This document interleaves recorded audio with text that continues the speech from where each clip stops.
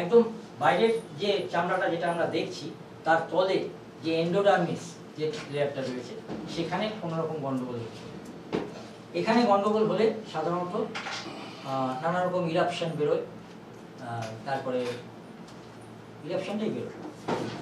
Skin grease index এটা high থাকলে কি হবে বলুন, কমন সেন্স কি বলছে? স্কিন গ্রিজ ইন্ডেক্স যদি হাই হয় তাহলে তার অয়েলি স্কিন হবে, স্কিন গ্রিজ ইন্ডেক্স যদি লো হয় তাহলে তার ড্রাই স্কিন হবে। স্কিন ইমিউনিটি ইন্ডেক্স কোনো কিছুতে চট করে হবে না যদি তার নরমাল থাকে। স্কিন ময়েশ্চার ইন্ডেক্স, এখানে ময়েশ্চার হারিয়ে গেলে কি হয়, ময়েশ্চারটা লস হয়ে পড়ে যেটা হয় সেটা নট অনলি ড্রাই, হার্ড হয়ে যায় স্কিনটা, সেটা। Skin red blood trace index, এই জিনিসটা বিশেষ করে এক্সিমার ক্ষেত্রে দেখা যায়। এক্সিমার ক্ষেত্রে কি হয়, অনেক সময় এই যে চুলকায় প্রচন্ড, এই চুলকানোর জন্য যেটা রক্ত বেরোচ্ছে সেটা আলাদা, কিন্তু গোটা চামড়াটাই একদম লাল হয়ে আছে, এমন লাল হয়ে আছে মনে হয় যে একটা টোকা মারলে বোধহয় রক্ত ফেটে বেরিয়ে আসে। স্কিন মেলানিন ইন্ডেক্স, মেলানিন কি? চামড়ার রং ঠিক, the pigment of the skin. আমরা the ইংলিশম্যান সাহেবরা বা মেম সাহেবরা তাদের মেলানিন ইন্ডেক্স খুব কম থাকে, মানে মেলানিন পিগমেন্ট পরিমাণ, সেই জন্য তারা সাদা। আফ্রিকান নিগ্রো তাদের একেবারে মারাত্মক রকম বেশি থাকে, তাই জন্য তারা কুচকুচে কালো। আমরা ইন্ডিয়ানরা সবচেয়ে ভালো, মিডিয়াম জায়গায় রয়েছে, একদম মিডিয়াম জায়গায় আছে। এবারে হচ্ছে skin horniness index. Skin horniness index এটা বেড়ে যেতে পারে due to eczema, due to psoriasis, due to স্কিনের আরেকটা মানে সবথেকে খারাপ যে জিনিসটা স্কিন ক্যান্সার। হর্নিনেস মানে সেই জায়গাটা একদম পাথর হয়ে যাবে এবং আস্তে আস্তে স্কেলস উঠতে থাকবে, সেখানে শক্ত হয়ে যাবে। অনেক সময় দেখবেন এটা সেই সব না হলেও এটা স্কিন হর্নিনেস ইন্ডেক্স পাবেন, কখন পাবেন? যখন শীতকালে পায়ের গোড়ালি ফাটে, তখন ওই জায়গাটা শক্ত হয়ে যায়, ফেটে ফেটে যাচ্ছে এবং ওই র্যাশের মতন চামড়ার টুকরো টুকরো বেরোচ্ছে, সেখানে হর্নিনেস মানে শক্ত হয়ে গেছে, সেটা তখন বেড়ে গেছে, এটা শো করতে পারে। আই, প্রথম পয়েন্ট অরবিকুলারিস মাসল হাইপারট্রফি কাকে বলে? এটা এতগুলো ডাক্তার বসে আছে, অরবিকুলারিস মাসল হাইপারট্রফি মনে রাখবেন, এই পয়েন্টটাই কিন্তু শো করে চোখে পাওয়ার আছে কি নেই। এটা যদি ডান দিকে থাকে তার মানে হাইপারট্রফি আছে। Hypertrophy is a disease of the I, যেটা লেন্সকে মানে ডিনোট করে। লেন্সের গন্ডগোল হওয়া মানে পাওয়ারের গন্ডগোল। কোলাজেন রিঙ্কেল আই, আবার সেই কোলাজেন মানে ধারক, চোখটা বসে যাচ্ছে কিনা সেই সমস্ত জিনিস নানা রকম। Skin pigmentation dark circles index, এটা হচ্ছে অনেকের দেখবেন এখানে স্কিন মানে কিন্তু এই আমাদের এই স্কিন নয়, এখানে স্কিন মানে চোখের সাদাটা। অনেক মানুষের দেখবেন চোখের সাদাটার মধ্যেও এই মণিটা ছাড়াও সাদার জায়গাতেও কালো স্পট অনেকের থাকে, সেই স্কিন পিগমেন্টেশন ইন্ডেক্স এটা এখানে দেখাচ্ছে। লিম্ফ্যাটিক অবস্ট্রাকশন, লিম্ফ্যাটিক অবস্ট্রাকশন যদি ডান দিকে যায় তাহলে তার চোখ খুলে যাবে, সেটা ইনফেকশনের জন্য হতে পারে, আঞ্জনি হয়ে বা ওই জয় বাংলা আঞ্জনি যেগুলো বলে সেগুলো হয়ে হতে পারে, অনেক কিছুতে হতে পারে। লিম্ফ্যাটিক অবস্ট্রাকশন, চোখটা খুলে যাবে। রিল্যাক্সেশন আন্ডার দ্য ভার্টিক্যাল, এটা কি? এটা খুব সাংঘাতিক জিনিস। Relaxation under the vertical, please note it down. Relaxation under the vertical মানে retinal detachment. Relaxation under the vertical যদি কমে যায় তাহলে পরে রেটিনার ডিফেক্ট শো করছে, রেটিনাল ডিট্যাচমেন্ট ইঙ্গিত করছে, সেখানে তাকে চোখের নানা রকম টেস্ট করতে হবে। ইডিমা, ইডিমা মানে চোখের মধ্যে, চোখের আইবলের মধ্যে রস জমা, একটা ফ্লুইড এক্সট্রা। একটা এক্সট্রা ফ্লুইড আইবলের মধ্যে জমতে থাকে, টক্সিন, সেটা কোনো ভালো ফ্লুইড নয়। আই সেল অ্যাক্টিভিটি, যে সেলের জন্য আমরা দেখতে পাই, রেটিনার মধ্যে দু রকম সেল থাকে, একটা হচ্ছে রড সেল, একটা হচ্ছে কোন সেল। রড সেলের জন্য আমরা সাদা আর কালো দেখি, আর কোন সেলের জন্য বাকি সবকটা কালার দেখতে পাই। আই সেল অ্যাক্টিভিটি, এটা যদি নর্মাল থাকে ভালো, ডান দিকে থাকলে তার চোখ খুব ভালো আছে, আর বাঁ দিকে যদি থাকে তাহলে তার আই সেলের অ্যাক্টিভিটি কমে গেছে, তার মানে সে কিন্তু দেখতে পাচ্ছে না। রড সেল যদি কমে যায় তাহলে সে সাদাকেও কালো মনে করতে পারে, কালোকেও সাদা মনে করতে পারে। কোন সেল যদি কমে যায় তাহলে পরে কিন্তু মারাত্মক আরেকটা জিনিস হয়, সেটাকে বলা হয় colour vision, colour blindness. Colour blind, রঙের ডিফারেন্স নির্ণয় করতে পারে না, লালকে সবুজ বলে দেবে, কালোকে খয়েরি বলে দেবে, এটা রঙের ডিফারেন্স নির্ণয় করতে পারে। And the last stage is visual fatigue, চোখ থেকে জল পড়ছে, চোখটা সব সময় ক্লান্ত, চোখ লাল হয়ে যাচ্ছে, whatever it may, visual fatigue, পুরো আইবলটা ফ্যাটিক হয়ে গেছে। ওকে, নেক্সট।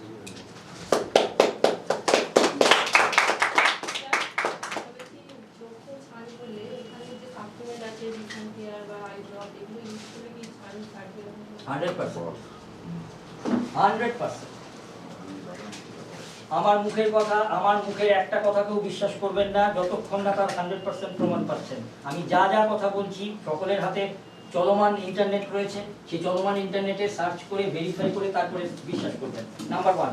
নাম্বার 2, যে চোখের কথাটার কথা বললেন, এই চোখের কথাটা এটা আমি বলছি না, এটা কেভারই একটা জিনিস, কেভারই একটা ঘটনা। আপনাদের বোধহয় বলেছিলাম এটা ক্লাসে আগে। 2017 সালের একটা ঘটনা, যেটা একটা ইয়েতে বেরিয়েছিল, পেপারে বেরিয়েছিল। আমাদের এখানে যেমন টেলিগ্রাফ, টাইমস অফ ইন্ডিয়া এইসব আছে, তেমনি সাউথ ইন্ডিয়াতে একটা বিখ্যাত পেপার হচ্ছে দ্য ডেকান হেরাল্ড, যেটা একসঙ্গে ব্যাঙ্গালোর এবং বিশাখাপত্তনম থেকে বেরোয়।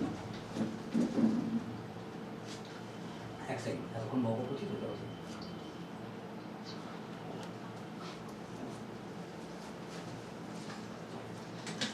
2016 সালে 12 জন চোখের পেশেন্ট, তাদেরকে চেন্নাই অ্যাপোলো গ্লেনিগলস হসপিটাল জবাব দিয়ে দিয়েছিল।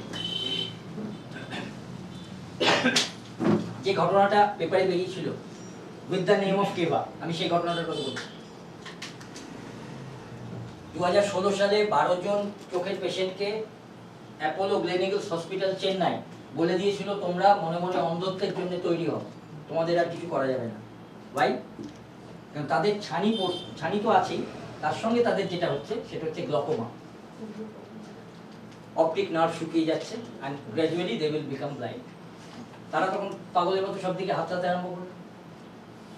যেভাবেই হোক, কোনো না কোনো কানেকশন তাদের কর্ণাটকের একটা কেভা ডিস্ট্রিবিউটরের মাধ্যমে তাদের হয়েছে, এবং সেখানকার যিনি লিডার ছিলেন, তার নাম আমি জানি না, সেই লিডার যখন তাদের বলেছিলেন যে আমরা তোমাদের একটা জিনিস বলতে পারি, যে তোমাদের উন্নতি হবে কিনা, তোমরা ভালো হবে কিনা, সেটা আমি এখনই বলতে পারবো না, কিন্তু তোমাদের আর অবনতি হবে না, আরো অবনতি হতে হতে তবে তো অন্ধ হবে, সেই অন্ধের জায়গাটায় যাবে।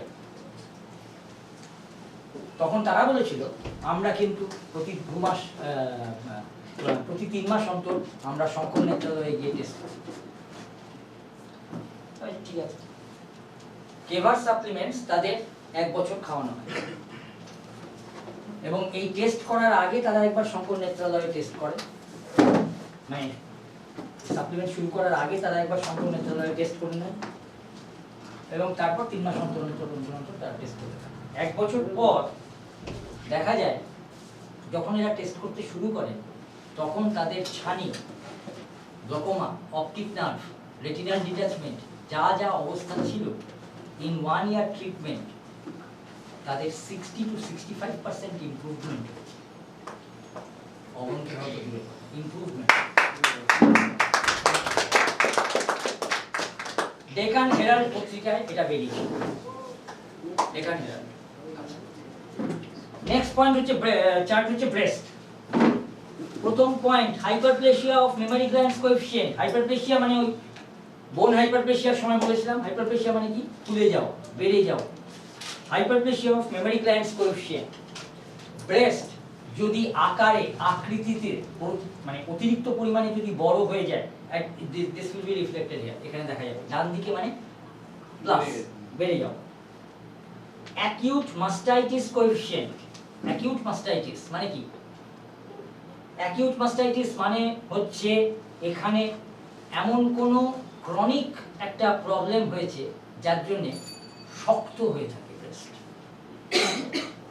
উইথ পেন, উইথ পেন, একদম শক্ত, সলিড। Chronic mastitis patient. ক্রনিকটা হচ্ছে ওই একই জিনিস, ক্রনিক মানে হচ্ছে দীর্ঘদিনের, আর অ্যাকিউট মানে হচ্ছে এখনই হয়েছে কিন্তু তীব্রতাটা বেশি। Next point, endocrine dyscrasia coefficient. যে সমস্ত হরমোনের প্রভাবে ব্রেস্ট ঠিক মতন গঠিত হয়, ঠিক মতন পারফর্ম করে, ঠিক মতন তার ন্যাচারাল ফাংশন করে, এবং after the delivery of baby mother তার বেবিকে ব্রেস্ট ফিডিং করতে পারে যা যা হরমোনের জন্য, সেই সমস্ত হরমোনের কোনো রকম ডিসব্যালেন্স আছে কিনা, এন্ডোক্রাইন ডিসক্রেশিয়া। বেড়ে যাওয়া মানে ঠিকঠাক আছে না, সবগুলো না, বেড়ে যাওয়া কখনো কখনো মানে খারাপ হতে পারে। এই যেমন একটা তার মানে এটা মানে কমে গেলে প্রবলেম, কমে গেলে তো অবশ্যই প্রবলেম। বেড়ে গেলে যে জিনিসটা হতে পারে সেটা হচ্ছে হয়তো বেবি অনেক বড় হয়ে গেছে, বেবির এখন আর ব্রেস্ট ফিডিং এর দরকার নেই, but still breast milk production হয়ে যাচ্ছে, মিল্ক বেরিয়ে যাচ্ছে, that is a hormonal disbalance, তার জন্য এটা হচ্ছে। Last point, this is a very important point, fibroadenoma of breast coefficient. This is the point, please note it down. Fibroadenoma of breast coefficient, this is the point যেটা দেখে আমরা বুঝতে পারি ব্রেস্টে breast tumour আছে কিনা বা ক্যান্সারের কোনো ইন্ডিকেশন আছে কিনা। ব্রেস্ট ক্যান্সার যেটা সমস্ত ধরনের ক্যান্সারের মধ্যে সবথেকে বেশি যে ক্যান্সারগুলো হয় মানুষের, তার মধ্যে একটা হচ্ছে ব্রেস্ট ক্যান্সার, এবং এই ব্রেস্ট ক্যান্সারের কোনো ইঙ্গিত আছে কিনা সেটা এখান থেকে বোঝা যায়। তার সঙ্গে ট্যালি করতে হবে ক্রনিক মাস্টাইটিস কোএফিসিয়েন্ট, এটাকে ট্যালি করতে হবে, এবং এই এন্ডোক্রাইন ডিসক্রেশিয়া এটাকেও ট্যালি করতে হবে। এগুলো সবই যদি নেগেটিভ রেজাল্ট শো করে তাহলে দেয়ার মে বি আ চান্স। এই ব্রেস্ট টিউমার আছে, ব্রেস্ট টিউমার এন্ড ক্যান্সারের দিকে যাচ্ছে। হ্যাঁ, তবে ক্যান্সার আমরা তখন আরো ভালোভাবে করতে পারবো in all types of cancer, যেটা আগে বলেছি, সেটা হচ্ছে ওই ইমিউনিটি চার্টে চলে যেতে হবে, ইমিউনোগ্লোবিউলিন ইন্ডেক্সটা একবার দেখে নিতে হবে। আর ক্যান্সার পেশেন্ট মানেই তার শরীরের ইমিউনিটি হঠাৎ করে পড়ে যায়, তার শরীরে কোনো ইমিউনিটি থাকে না। ওকে, নেক্সট অ্যালার্জেন। অ্যালার্জেনের নামগুলো মনে রাখতে গেলে আপনাদের অনেক অসুবিধা হতে পারে। অনেকগুলো অ্যালার্জেন আছে এখানে। ব্যাকটেরিয়াল অ্যালার্জি, ব্যাকটেরিয়া থেকে হয় কিনা। অ্যান্টিবায়োটিক্স, যখন তখন মুড়ি মুরগির মতন কেউ অ্যান্টিবায়োটিক খাবেন না, তার থেকে অ্যান্টিবায়োটিক হবে। এগুলো যখনই ডান দিকে দেখবেন এই কথাগুলো বলতে পারবেন। হেটারোলোগাস সিরাম, হেটারোলোগাস সিরাম মানেটা কি?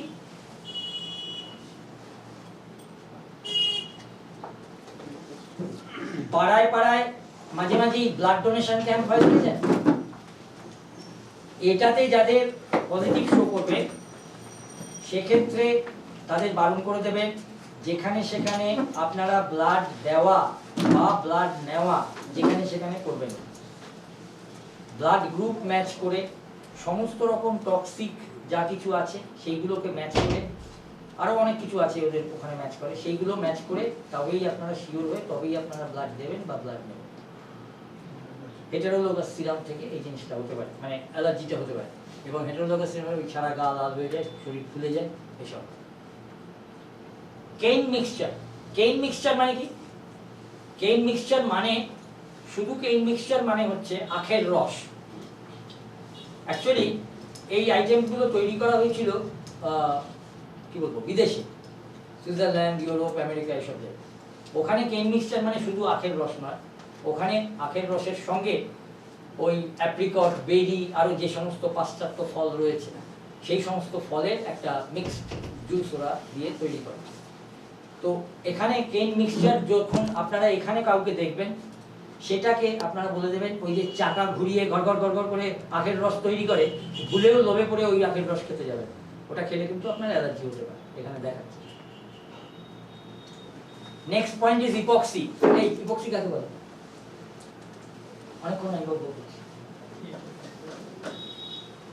ইপক্সি কাকে বলে?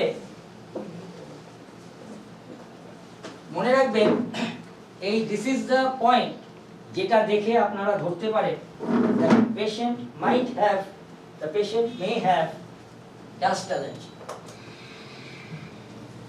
ইপক্সি মানে কিন্তু ডাস্ট নয়, এটাও বলে দিচ্ছি। ইপক্সি তার মানেটা কি? ইপক্সি হচ্ছে একটা রেজিন, একটা কেমিক্যাল। যখন কোনো বাড়ি তৈরি হচ্ছে, দেখবেন কোনো প্রমোটার বাড়ি তৈরি করছে, সেখানে যখন পেইন্ট, দরজা জানলা পেইন্ট হচ্ছে, একটা পেইন্টের একটা বিভিন্ন একটা অদ্ভুত একটা গন্ধ আসে, রঙের একটা অদ্ভুত গন্ধ আসে। ওই রেজিনটার জন্য এই গন্ধটা হয়, তার থেকেও তার অ্যালার্জি হতে পারে। প্লাস এই যে বাড়ি ভাঙাভাঙি করছে, ইট বালি চুন সুটির যে ডাস্ট, সেই ডাস্টের থেকেও তার অ্যালার্জিটা হতে পারে। এই সবকটা মিলিয়েই এখানে ইপক্সি বলেছে। তাই ইপক্সি হাই থাকলে পরে তার ডাস্ট অ্যালার্জিও আপনারা ধরতে পারেন এবং তার সঙ্গে হিট অ্যালার্জিও ধরতে পারেন। কুইনোলিন মিক্স, কুইনোলিন মিক্স মানে anti malarial drugs, anti malarial drugs, all anti malarial drugs, এই তার থেকে তার এটা হতে পারে।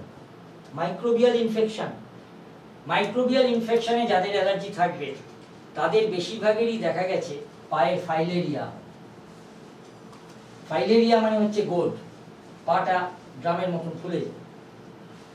গ্রামের দেশে, মানে গ্রামের সাইডে, দেশে গায়ে, সেখানে অনেক মানুষ তারা খালি পায়ে হাঁটে, এবং খালি পায়ে যখনই হাঁটে মাটির ভেতরের থেকে যে সমস্ত মাইক্রোবস আছে, এই ফাইলেরিয়ার যে ভাইরাস সেটা কিন্তু চট করে পায়ের তলা যদিও আমাদের চামড়াটা মোটা, ওটা কিন্তু চট করে ঢুকে যায় এবং ওখানেই বসবাস করে, সে শরীরের অন্য জায়গায় ছড়ায় না। আস্তে আস্তে গোটা পাটা একটা ড্রামের মতন ফুলে যায়। মাইক্রোবস, অনেক মাইক্রোবস থেকে ফাইলেরিয়া মাইক্রোবসটা বেশি হয় অ্যালার্জির থেকে। আয়োনাইজিং রেডিয়েশন, আয়োনাইজিং রেডিয়েশন যদি কারোর থাকে তাকে অন্তত একটা কথা বলবেন, রেডিয়েশন আমরা সব সময় নিচ্ছি না, কিন্তু একটা কথা বলবেন যে আপনি মোবাইল ব্যবহারটা যতটা পারবেন কম করবেন, অ্যাটলিস্ট প্রিকশন নিন, বা আমাদের এই শিলটা নিন, বায়োমেট্রিক কার্ড হোয়াটএভার। আর একটা কথা বলতে পারেন, সেটা হচ্ছে যদি চাকরি করতে যান কখনো কোনো হাসপাতাল বা ডিসপেন্সারি বা নার্সিংহোম, সেখানে রেডিওলজি ডিপার্টমেন্টে চাকরি করবেন না, কারণ রেডিয়েশন থেকে আপনার অ্যালার্জি আছে, ionising radiation. Potassium dichromate, potassium dichromate বিভিন্ন রকম হার্ড সফট ড্রিঙ্কসে আজকাল পাওয়া যায়, সে বেশিরভাগই সেগুলো ফ্রুট জুসের ক্ষেত্রে। তার থেকে যদি কারো অ্যালার্জি থাকে তাকে বলতে হবে এটা আপনি খাবেন না। কাবা মিক্সচার, এই হোয়াট ইজ কাবা মিক্সচার? এমনি করলে কি হয়? এটা কাবাবটাই। কাবা, কাবা মিক্সচার, কাবা মিক্সচার ইজ অ্যাকচুয়ালি, কাবা মিক্সচারটা একটা ইসলামিক কান্ট্রি থেকে এসেছে। কাবা মিক্সচার সমস্ত জায়গায় যেখানে খাওয়া হয়, ইরান, ইরাক, তারপরে সৌদি আরব, কুয়েত, কাতার, সমস্ত জায়গায়, এবং ইজিপ্ট, এখানে শুধুমাত্র গরুর মাংস নয়, তাছাড়াও আরো অনেক রকম অ্যানিমালস ওখানে খাওয়া হয়। সেই জিনিসগুলোকে, তার মধ্যে একটার নাম হচ্ছে টাইকু, যেটা ইয়েতে ইজিপ্টে পাওয়া যায়, এসব নাম আমরা এখানে শুনবো না, কিন্তু আরেকটার নাম হচ্ছে টেপির। হাতিকে যদি কুকুরের সাইজে ছোট করে দেওয়া হয়, তার যেরকম অবস্থা হবে, ছোট একটা শুঁড় থাকবে, ঠিক সেরকম। তো এই টেপির, এদের মাংস ওখানে খাওয়া হয়। তো এই ধরনের mixture of all this meet and flash, এটাকে বলা হয় কাবা মিক্সচার। বলছি স্যার একটু প্লেন ডিসকাশন করে ফাস্ট করে দিন, আর ঘন্টা কমপ্লিট করতে হবে। আচ্ছা, অ্যানিম্যাল হেয়ার লোমের থেকে হতে পারে, পেইন্টের থেকে হতে পারে,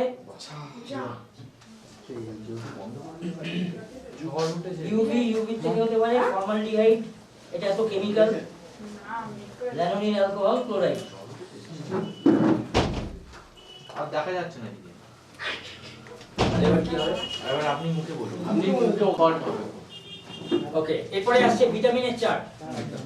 এটা নোট ভিটামিন তোমাদের ইমার্জেন্সিটা জানতে হবে। জানবে হয় আপনারা চোখের পেশেন্টকে চোখের যা আমাদের সাপ্লিমেন্ট সেটা দিতে পারবেন, ঠিক আছে তার সঙ্গে মাল্টিভিটামিন আপনারা দিতে পারেন। মাল্টিভিটামিনের মধ্যে ভিটামিন এ থাকবে, ভিটামিন এটার ক্ষতিপূরণ করার জন্য। অথবা তার যদি পয়সা না থাকে তাহলে পরে আমাদের একটা ওই 2 পয়সার সিরাপ রয়েছে, তার ভিতরেও প্রচুর ভিটামিন এ আছে, that is lycopene syrup. Lycopene সিরাপের মধ্যে প্রচুর ভিটামিন এ আছে। আচ্ছা, ভিটামিন বি1, বি2, বি3 এই জিনিসগুলো বডি ভাইটালিটি এবং ডাইজেশন এই জিনিসগুলোকে গার্ড করে। এটা যখনই আমরা কম দেখব তখন আমাদের এটাকে গার্ড করার জন্য ওষুধ দিতে হবে। B6 যেটা B6 ভিটামিন B6 এটা কিন্তু টোটাল নিউরো সিস্টেম নার্ভের ভিটামিন এটা B6টা। তো এটা যে কোনো নিউরো পেশেন্টদের ক্ষেত্রেও এটা ইম্পর্টেন্ট। আর ভিটামিন B12 হচ্ছে মানে ওভারঅল বডি ডেভেলপমেন্ট, একটু মোটাসোটা হওয়ার জন্য। এখন কথা হচ্ছে যেটা সেটা হচ্ছে এই বি গ্রুপের আমাদের আলাদা আলাদা করে যেহেতু সাপ্লিমেন্ট নেই, বি গ্রুপের কারণ খুব বেশি লস হচ্ছে বা বাদিকে রেডে শো করছে এরকম যদি থাকে, সেক্ষেত্রে আমরা মাল্টিভিটামিন ক্যাপসুল তো দিতেই পারি, মানে এমবি ট্যাবলেট তো দিতেই পারি, কিন্তু তার সঙ্গে বেশি ভালো কাজ করবে ওই 2 পয়সার syrup, vitamin B complex. Vitamin C এর বলবার দরকার নেই, ইমিউনিটির জন্য, করোনার জন্য সবাই জানে। এবার ভিটামিন সি যেটা, ভিটামিন সি কিন্তু আমাদের অনেক, একটু আগে যেটা বলছিলাম, অনেক সাপ্লিমেন্টে আছে। সবচেয়ে বেশি যে সাপ্লিমেন্টগুলো আছে সেগুলো হচ্ছে হিমালয়ান বেরি জুস, সিবাথন ড্রপ, আমলা ক্যাপসুল। আমলা ক্যাপসুলের মধ্যে প্রচন্ড পরিমাণে ভিটামিন সি আছে। গোজিবেরিতেও আছে, কম নেই, ভালোই আছে। গ্রেপসিড এক্সট্রাক্টে একটু ওদের থেকে একটু কম, কিন্তু একেবারে কম না, রিকোয়ার্ড যার করতে দরকার সেই পরিমাণে নেই। এইসব জিনিসগুলো রয়েছে। হ্যাঁ, অবশ্যই বেরি যে জুসগুলো, মাল্টিবেরি অ্যান্ড আসাই বেরি, এই দুটোতেও যথেষ্ট পরিমাণে ভিটামিন সি আছে। যে কোনো একটা খেলেই যার যেটা পছন্দ। D3 উপকারিতা নিয়ে কাউকে কিছু বলার নেই। দ্য মেইন থিং হচ্ছে ক্যালসিয়াম অ্যাবজর্পশন করতে সাহায্য করে। D3 এটা কম দেখলে পরে আমাদের D3 সাপ্লিমেন্ট দিতে হবে। এখানে একটা জিনিস মনে রাখবেন, আমাদের পুরনো যে সোলার এনার্জি ড্রপটা ছিল সেটা খেতে অনেকটা টক ছিল এবং সেটা নিয়ে অনেক কমপ্লেন গেছিল, লুধিয়ানাতে অনেক কমপ্লেন গেছিল। তারপরেই ওরা প্রিমিয়াম সোলার এনার্জি ড্রপটা বার করে। ওটা মিষ্টি খেতে শুধু না, মিষ্টি তুমি টেস্ট বলছো, আমি বলছি রেজাল্টও অনেক বেশি, তাহলে হ্যাঁ অনেক পাওয়ার। Now vitamin E is মানে মাস্টার ভিটামিন ফর দ্য স্কিনের একটা master vitamin, but not only the স্কিনের তো বটেই, তাছাড়া ভিটামিন ই ভীষণভাবে গার্ড দেয় দুটো জায়গায়, একটা হচ্ছে লাংস, একটা হচ্ছে হার্ট। আর ভিটামিন কেটা আমাদের ওই নালীর মধ্যে দিয়ে, মানে ব্লাড ভেসেলের মধ্যে দিয়ে রক্ত চলাচলটা যাতে ঠিকভাবে হয় তার জন্য এটা খুব দরকার নর্মাল রাখা। আরেকটা হচ্ছে ভিটামিন কে কমে গেলে পরে কারো যদি কখনো কেটে যায় তখন ব্লাড ক্লটিং হয়, রক্ত পড়তেই থাকে। থ্রম্বিন আর প্রোথ্রম্বিন রিয়াকশনটা হয় না, ভিটামিন কে থাকে না। তো এইগুলো গেল ভিটামিনের পুরো ব্যাপারটা। আচ্ছা, ওবেসিটি, কাউকে দেখলে ওবেসিটি কিছু করার দরকার নেই। ওবেসিটি শুধু একটা জিনিস দেখবেন, ওবেসিটি হলে পরে আমাদের যে সমস্ত সাপ্লিমেন্টস আছে তার মধ্যে খুব ভালো জিনিস হচ্ছে স্লিম ফিট ক্যাপসুল, খুব ভালো জিনিস স্লিম ফিট ক্যাপসুল। আর স্লিম ফিট ক্যাপসুলের সঙ্গে আমাদের একটা জুস আছে অতিরিক্ত মোটা, স্লিমিং জুস। এবারে কারুর এত বড় ভুঁড়ি হয়েছে, সেই ভুঁড়িতেও মাখাতে পারে, তার জন্য স্লিমিং জেল, মলমও আছে, তাতে কোনো অসুবিধা নেই। বাট যে কোনো রকম মোটাকে রোগা করবার সময় এই জিনিসগুলো যেটাই দিন আর না দিন, তার সঙ্গে অবশ্যই দেবেন গ্রিন টি ক্যাপসুল। তুলসী গ্রিন টিও দিতে পারে, কোনো অসুবিধা নেই। গ্রিন টি ইটসেলফ কোলেস্টেরলকে ডিসলভ করে। বোন গ্রোথ ইন্ডেক্স যে চার্টটা নিয়ে আগে অনেকবার আলোচনা করলাম, এর প্রথমেই সেই বোন অ্যালকালাইন ফসফেটেস ছিল, ইত্যাদি।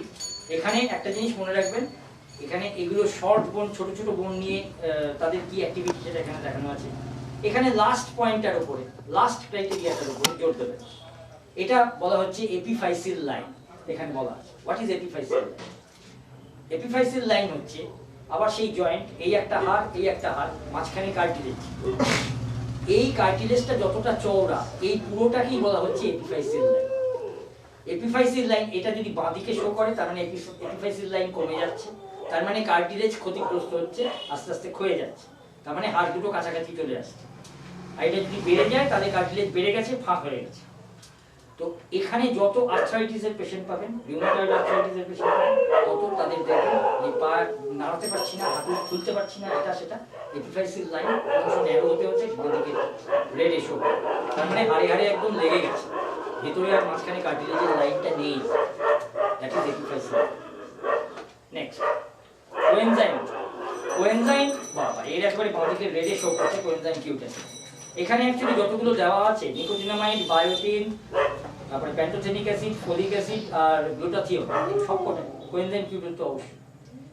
কোএনজাইম কাকে বলে? কোএনজাইম অ্যাকচুয়ালি মানুষের পুরো শরীরটাকে এবং অর্গানগুলোকে এনার্জি দেয় নর্মাল ফাংশন করবার জন্য। আমাদের কোএনজাইমের উপর যে সাপ্লিমেন্টটা আছে, কোএনজাইম কিউটেন ড্রপস, এটা মেইনলি হার্টের জন্য। এটা হার্টের কোন জায়গায়, কোন ক্ষেত্রে দেবেন? বুক ধড়ফড় করে, একটু তাড়াতাড়ি হেঁটে যাচ্ছে, পেশেন্ট বলছে আমার বুক ধড়ফড় করছে। কেউ জোরে একটু চেঁচালো বা জোরে আওয়াজ হলো, শুনে তার বুক ধড়ফড়, অথবা সিঁড়ি দিয়ে উঠলো, বুক ধড়ফড় শুরু করে, অথবা বুকে চিনচিন করে ব্যথা করে। এই সব জিনিস একদম ম্যাজিকের মতো সেরে যাবে কোএনজাইম কিউটেন ড্রপ। আর এছাড়া কোএনজাইম কিউটেন আরো দুটো তিনটে কাজ করে, যেটা খুব উল্লেখযোগ্য। একটা হচ্ছে হার্টের পাম্পিং পাওয়ারটাকে বাড়িয়ে দেবে। আমরা একদম প্রথম চার্টে দেখেছিলাম লেফট ভেন্ট্রিকুলার পাম্পিং পাওয়ার, ওটা যাদের কম থাকবে কোএনজাইম কিউটেন দিয়ে দেবে, পাম্পিং পাওয়ার বাড়িয়ে দেবে। আর একটা উল্লেখযোগ্য কাজ করে কোলেস্টেরল লেভেল কম। আর আরো একটা উল্লেখযোগ্য, সেটা ডাইরেক্টলি না ইনডাইরেক্টলি আর একটা কাজ করে, প্রেশারটাকে রেগুলেট করে কোএনজাইম কিউটেন। এটার জন্য কি মাথা যন্ত্রণা হয়? মাইগ্রেন হতে পারে। মেনস্ট্রুয়াল সাইকেল এখানে যেহেতু ফিমেলকে নিয়ে করা হচ্ছে, এটা প্রথমে হচ্ছে বিটা হরমোন, এটা একটা ওরকম ফিমেল হরমোন। তারপরে হচ্ছে রিফ্লেক্ট প্রোটিন। আচ্ছা, এই রিফ্লেক্ট প্রোটিনটা যত কমে যাবে, রিফ্লেক্ট প্রোটিন যত কমে যাবে, তত কিন্তু এই মানে ডেটটা এগিয়ে আসে, due to this protein, lack of protein, পিরিয়ডের ডেট কিন্তু এগিয়ে আসে। এই মাসে 20 তারিখ হয়েছে, সামনের মাসে 15 তারিখ, এরকম একটা রিফ্লেক্ট প্রোটিন কম হয়ে, আর রিফ্লেক্ট প্রোটিন যদি আবার বেশি হয়ে যায় তাহলে আবার পিছিয়ে যায়, এটা একটা। ফাইব্রিনোজেন, ফাইব্রিনোজেনটা কি?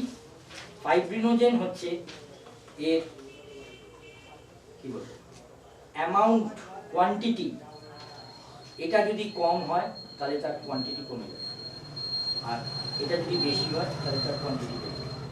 Fibrinogen, it is a protein that regulates that toxin. সারা মাস ধরে যে টক্সিনটা শরীরে জমছে, সেটা ওই 4-5 দিন সম্পূর্ণভাবে বেরিয়ে যেতে পারে, তার জন্য এই প্রোটিনটা খুব উল্লেখযোগ্য রোল প্লে করে। আর একটা হচ্ছে সেডিমেন্টেশন রেট। এই সেডিমেন্টেশন রেট এটা যদি বেড়ে যায় তাহলে the entire toxin will become thick, অনেক বেশি ঘন হয়ে যাবে, এবং ব্ল্যাকিশ রেড ব্লাড, যে ব্লাডটা বেরোচ্ছে টক্সিনটা, সেটা ব্ল্যাকিশ রেড ব্লাড। আর এটা সেডিমেন্টেশন রেট যদি কমে যায় তাহলে পরে তার হিউজ অ্যামাউন্টে বেরোবে এবং পাতলা হবে। That is all about menstrual cycle. Channels দরকার নেই। Pulse of heart and brain, এর ভেতরে স্ট্রোক ভলিউম আর স্ট্রোক ইন্ডেক্সটা শুধু দেখবেন। স্ট্রোক ইন্ডেক্স মানে হচ্ছে পালস। আমরা এখানে পেশেন্টকে পালস যদি নাও ধরি, স্ট্রোক ইন্ডেক্সটা হচ্ছে পালস। ডান দিকে থাকলে মানে একটু বেশি আছে, বাঁ দিকে থাকলে তার পালস বিট কম আছে। আর ব্লাড লিপিডস, ব্লাড লিপিডসের মধ্যে দুটো তিনটে জিনিস দেখার আছে। সেটা হচ্ছে, একটা হচ্ছে টোটাল কোলেস্টেরল, সে যদি খুব মোটা হয় তার শরীরে কোলেস্টেরল শুধু হার্টে না সারা শরীরেই কোলেস্টেরল আছে, সেই সারা শরীরে কতটা আছে বেশি না কম সেটা এখানে টোটাল কোলেস্টেরলের সেটা দেখায়। আর ট্রাইগ্লিসারাইডস, ট্রাইগ্লিসারাইডসটাও এখানে দেখা যায়। ট্রাইগ্লিসারাইডস আমাদের একমাত্র এখানেই দেখা যায়, আর কোথাও দেখা যায়। আর দুটো পয়েন্ট এখানে দেখা যায়, সেটা খুব ইম্পর্টেন্ট, সেটা কোলেস্টেরলের। একটা হচ্ছে এইচডিএল, একটা হচ্ছে এলডিএল। উপকারী যে কোলেস্টেরলটা, দ্যাট ইজ এইচডিএল, সেটা নর্মাল আছে, না বেশি থাকলে ক্ষতি নেই, সেটা কমে গেলেই ক্ষতি।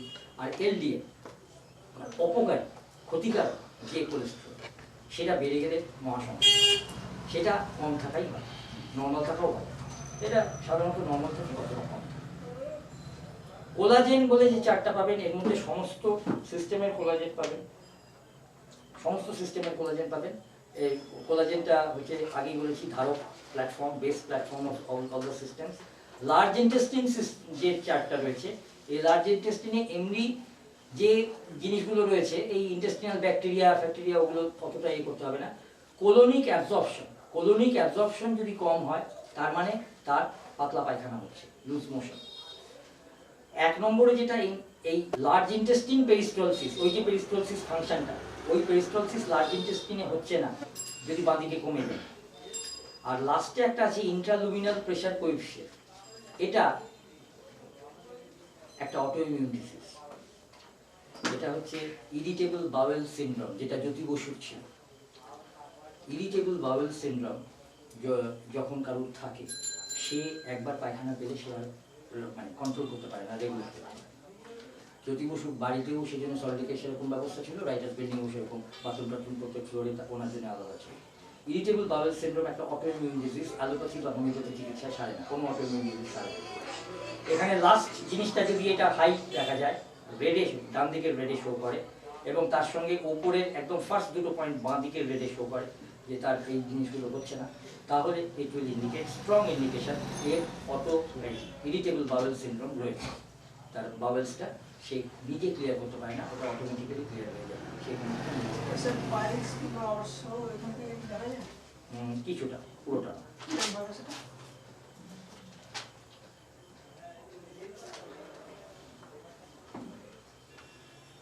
এই পেরিস্টালসিস যখন একদম কমে যাবে, লার্জ ইন্টেস্টিনাল পেরিস্টালসিস, তখন ওখানে একটা এক্সটার্নাল পাইলস হওয়ার সম্ভাবনা আছে। পাইলস দুরকম হয়, এক্সটার্নাল, ইন্টারনাল। আর কোলোনিক অ্যাবজর্পশন এইটা যখন কমে যাবে, তখন সেখানে ইন্টারনাল পাইলস হওয়ার সম্ভাবনা আছে। This are tendencies, not confirmation. পাইলসের কোনো কনফার্মেশন এখানে হয়। এই দুটো পয়েন্ট থেকে এক্সটার্নাল আর ইন্টারনাল পাইলসের টেন্ডেন্সি দেখতে পাওয়া যায়। থাইরয়েডের কথাটা আগেই বলেছি, যদি সমস্ত বিধিনিষেধ মেনে করা হয় তাহলে we can get strong thing. এবং থাইরয়েডের ব্যাপারে একটা জিনিস মনে রাখবেন, থাইরয়েড কখন হয়? T3 এবং T4 এই দুটোই যখন হাই হয়ে যায় তখনই কিন্তু থাইরয়েড হয়। শুধু T3 বেড়েছে বা শুধু T4 বেড়েছে মানে তার একটা থাইরয়েড হওয়ার সম্ভাবনা আছে ভবিষ্যতে, he or she is having a tendency, কিন্তু তার মানে তার থাইরয়েড হয়ে যায়নি। কিন্তু নট অনলি দ্যাট, এই থাইরয়েড যখন ব্লাড আমরা থাইরয়েড টেস্ট করাই তখনও T3 T4 টেস্টই করে, ওটা ব্লাড নিয়ে গিয়ে ল্যাবরেটরিতে করে, স্যাম্পল টেস্ট। তার সঙ্গে আরেকটা জিনিস দেখতে হবে, সেটা হচ্ছে থাইরোগ্লোবিউলিন। থাইরোগ্লোবিউলিনটা এটা কিন্তু কমে যায়, কারণ এই T3 আর T4 এর সঙ্গে থাইরোগ্লোবিউলিন হচ্ছে ইনভার্সলি প্রপোর্শনাল, এটা বাড়লে এটা কমবে, এটা বাড়লে এটা কমবে। এই জন্য T3 T4 বেড়ে যাবে, থাইরয়েডের ক্ষেত্রে এটা বেড়েই যাবে। এইবার আরেকটা জিনিস, এটা যদি T3 T4 যদি বেড়ে যায় তাহলে সেটা হচ্ছে হাইপার থাইরয়েডিজম, যেটাকে বাংলায় ভেজা থাইরয়েড, মোটা হয়ে যাচ্ছে। আর T3 T4 যদি কমে যায় আর এদিকে থাইরোগ্লোবিউলিন এদিকে বেড়ে গেল, অপোজিট হবে। T3 T4 যদি কমে যায় সেটাকে বলে হাইপোথাইরয়েডিজম, যেটা শুকনো থাইরয়েড বা রোগা থাইরয়েড।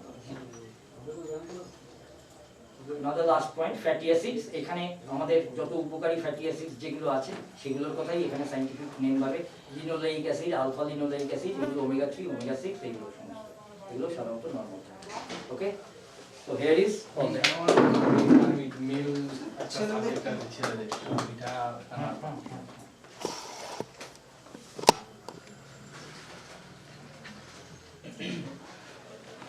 ছেলেদের যেটা টেস্ট হবে, সেই ছেলেদের টেস্টে যে যেগুলো বলেছিলাম তার মধ্যে একটা চার্ট হচ্ছে সিমেন, স্পার্ম অ্যান্ড সিমেন, মানে স্পার্ম কোয়ালিটি বা সিমেন কোয়ালিটি যেটা দেখাচ্ছে। এখানে প্রথমে হচ্ছে সিমেন ভলিউম। এখানে গন্ডগোল হলে পরে সিমেন ভলিউম কমে যাবে, সিমেন ভলিউম কমে গেলে পরে সেখানে মুশকিল। 2 নম্বর হচ্ছে লিকুইফাইং টাইম।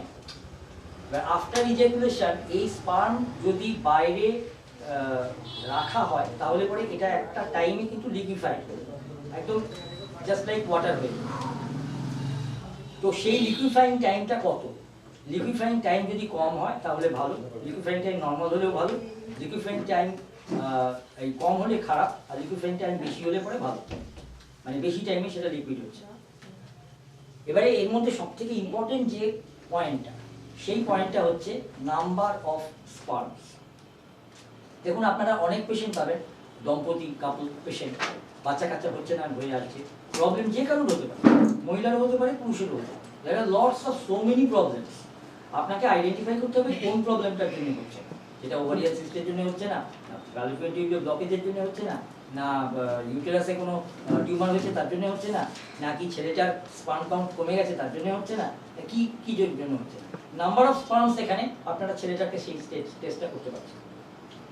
এটা বাঁ দিকে মানে নাম্বার অফ স্পার্মস কমে গেছে, আর ডান দিকে মানে বেড়ে গেছে, এটা নর্মাল। এবার নর্মালটা কত?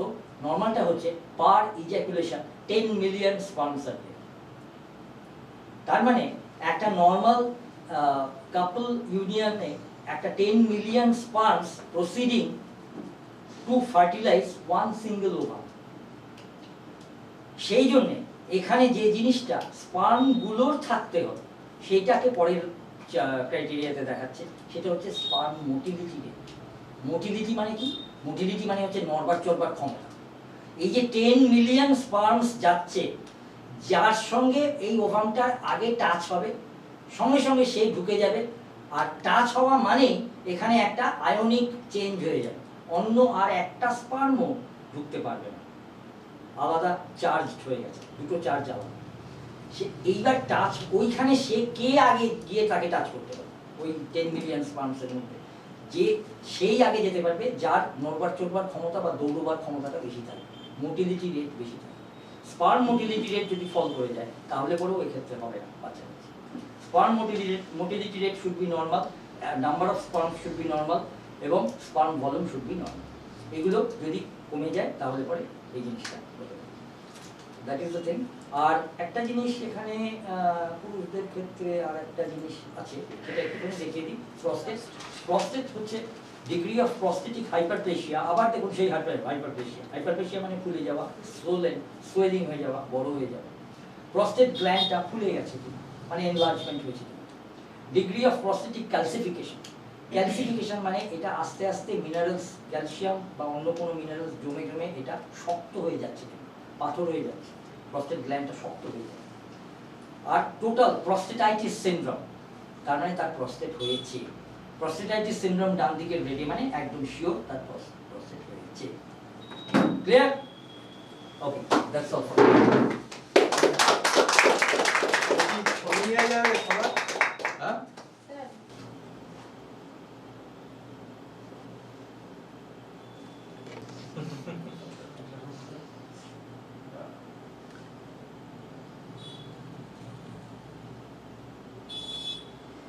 জয় জয় বাবা, জয় জয় জয় বাবা।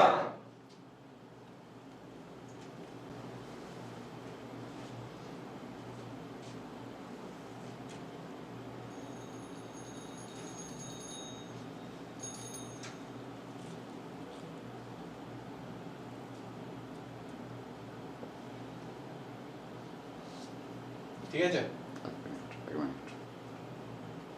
সাউন্ড হয়ে যাবে তো নাকি? হাতে হ্যাঁ? ব্যথা হয়ে গেল। ইমিউনিটি পাউডার খান। রেডি? জয় জয় বাবা, জয় জয় বাবা। জয় জয় বাবা। জয় জয়